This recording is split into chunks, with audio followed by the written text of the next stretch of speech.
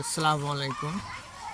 আমাদের কাঠগোলাপের 12-13টা জাত আছে। এর ভিতরে দেখেন এটা এই বছর ফুটছে। অনেকগুলো জাত আমাদের আছে জায়গায়, যেগুলা দেখতেছেন প্রত্যেকটাই আলাদা আলাদা জাতের গাছ। 12-13টা চারা এই জায়গায় আছে।